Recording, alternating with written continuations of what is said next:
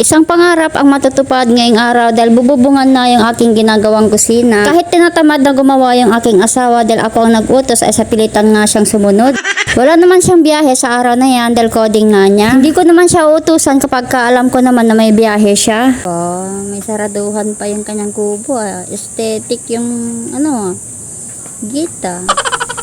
Ang ganda ng trapal na nabili niyang ito dahil malaki at malapad at bukod pa doon ay walang ang dugtungan. Nabili niya daw ito ng 1,000. Akala ko nga nung una hindi maganda kaya binulat-lat namin. Yan ang kalahati. Ito naman yung isa. Yan, ilalagay din dyan. Tapos yung isa ilalagay dyan. Kaya hinati kasi mahaba.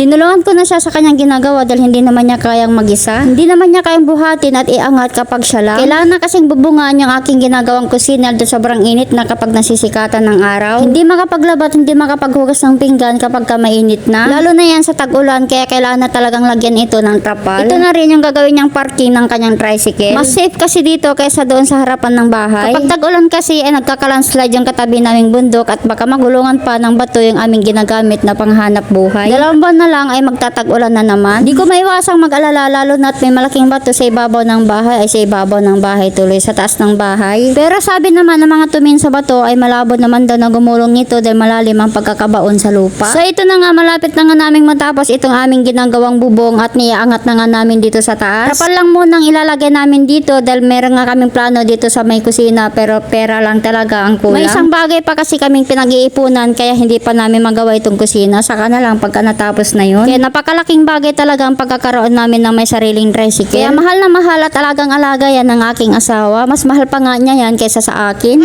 Dahil busy kami sa paggawa ng bubong ay hindi pa nga kami nakasaing sa mga oras na yan at pag-alas 12 na nga yan. Andyan pa nga yung aking mga hugasin dahil hindi ko pa nga magawa dahil tinutulungan ko pa nga yung aking asawa. Pero sa mga oras na yan ay nagre-reklamo na nga yung aking asawa, tinatamad na nga daw siyang gumawa. Kaya imbes na magpahinga siya at dahil coding niya ay ang dami ko nga daw inuutos.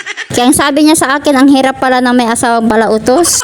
Ang hirap kasi ng may ginagawa dito na naiinitan lalo na kapag umaambon kahit na mainit ang panahon. Kaya kahit wala sa mood gumawa ay natapos pa rin naman at maganda naman ang resulta. Kaya tinulungan ko siya para ganahan gumawa. At syempre habang gumagawa kami ay nagbibideo na rin ako para may pang content ako. Ito na nga at natapos na yung aming napakasimpleng bubong.